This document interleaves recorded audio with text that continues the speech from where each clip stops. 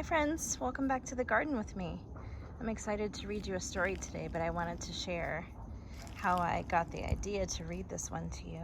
I was out in the garden and I was looking at my pumpkin plant and it's looking pretty sad. It's got some bug holes in it. It was starting to wind all the way around, and then I noticed this dead spot and it just broke right out away from the main plant. It was all the way around there, and I don't think it's doing very well. But gardening is kind of like being a scientist, right? You look at what happened, you think about what caused it, and what you can do next time to get a better result. So I think these were planted a little bit too late, and the other ones, the birds enjoyed eating. So I started putting these baskets over things. But at this point, it's too late for pumpkins. We'll try again next season. But do you know what helped me get over my pumpkin sadness? I came back in the house and I remembered that my daughter gave me this pumpkin. She bought it at the store and she picked some flowers from around my garden and glued them to the outside. And I've been enjoying this all fall and I just love it. And then that reminded me of one of my favorite read alouds. It's called Pumpkin Soup by Helen Cooper. I just love it and I hope you do too.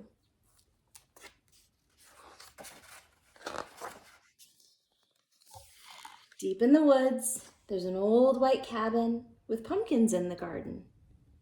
There's a good smell of soup, and at night with luck, you might see a bagpiping cat through the window, and a squirrel with a banjo, and a small singing duck.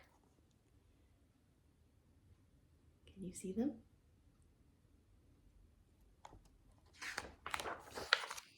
Pumpkin soup, the best you ever tasted.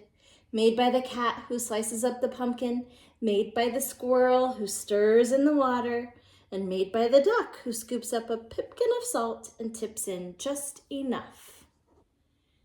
And this perspective is from the window. You can see them all doing their job, making their dinner.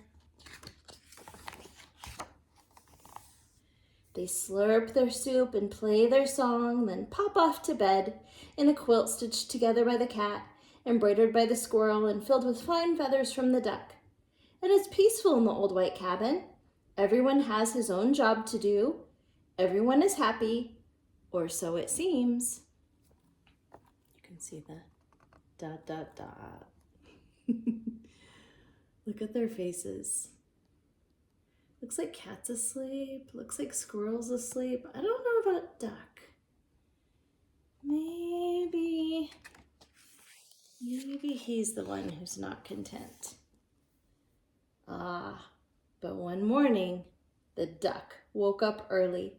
He tiptoed into the kitchen and smiled at the squirrel's special spoon. "Wouldn't it be fine," he murmured, "if I could be the head cook?" He drew up a stool, hopped on top, and reached until his beak just touched the tip of the spoon. Kerplunk! Down it clattered. Oh no, he was trying to be sneaky and not wake up the others. It's too late, I guess. Then the duck trotted back to the bedroom, held up the spoon, and said, "Today, it's my turn to stir the soup." How do you think they're going to react to this news? What would you do? Would you be okay sharing your job? "That's mine," squeaked the squirrel. "Stirring is my job. Give that back." I guess we have our answer. "You're much too small," snapped the cat. "We'll cook the way we always have."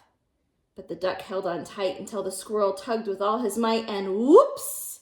The spoon spun through the air and bopped the cat on the head. Then there was trouble, a horrible squabble, a row, a racket, a rumpus in the old white cabin.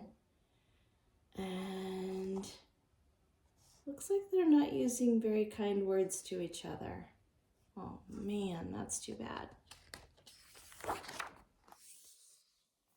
I'm not staying here, wailed the duck. You never let me help with anything. And he packed up a wheelbarrow, put on his hat, and waddled away. You'll be back, stormed the cat, after we've cleaned up. And the squirrel shook his spoon in the air. But the duck didn't come back. Not for breakfast, not even for lunch. I'll find him, scoffed the cat. He'll be hiding outside. What do you think? Is he hiding outside? I bet he's in the pumpkin patch. But the duck was not in the pumpkin patch. They could not find him anywhere. Oh man, what has he done? So they waited all that long afternoon. The cat watched the door. The squirrel paced the floor. That duck will be sorry when he comes home, they muttered. But the duck didn't come home, not even at soup time. Oh no. What do you think happened? The soup wasn't tasty. They'd made it too salty because that was Duck's job. He knew just the right amount.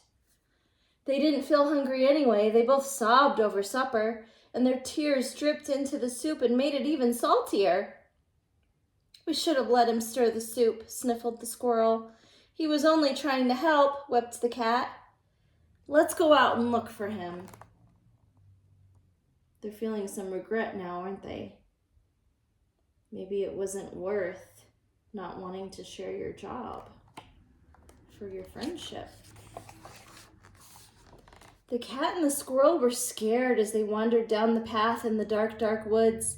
They feared for the duck, all alone with the trees and the foxes and the wolves and the witches and the bears. But they couldn't find him. See the wolves and the foxes and the witches and the bears. Do you think they're really there, or do you think that's their imagination running away with them because they're scared? On and on they trudged until they reached the edge of a steep, steep cliff. Maybe he fell down that, wailed the cat. I hope not. If he fell down that, he's in trouble. I'll save him, squeaked the squirrel, and he scrambled down on a long, shaky rope. He searched all around on the ground, but he couldn't find the duck. You can see the long rope.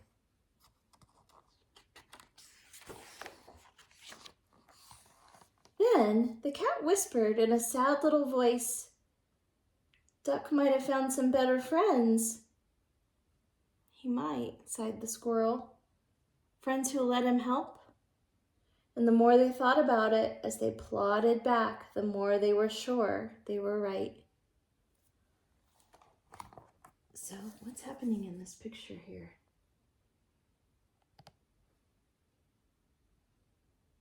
They're feeling bad and they are thinking that maybe Duck made better friends. I think this is their imagination.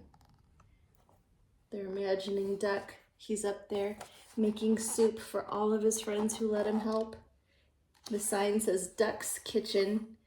It was this soup made Duck famous. How does he do it? They go in thin, they come out fat. Because his soup is that delicious.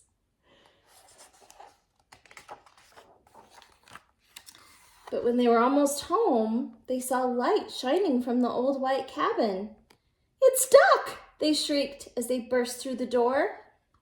And the duck was so happy to see them. He was also very hungry, and though it was late, they thought they would all make what? I bet you guessed. Some pumpkin soup. Oh my goodness. When the duck stirred, the cat and squirrel didn't say a word, not even when the duck stirred the soup so fast that it slopped right out of the pot, not even when the pot got burnt. Then the duck showed the squirrel how to measure out the salt, and the soup was still the best you ever tasted. So once again, it was peaceful in the old white cabin until the duck said, can you see it?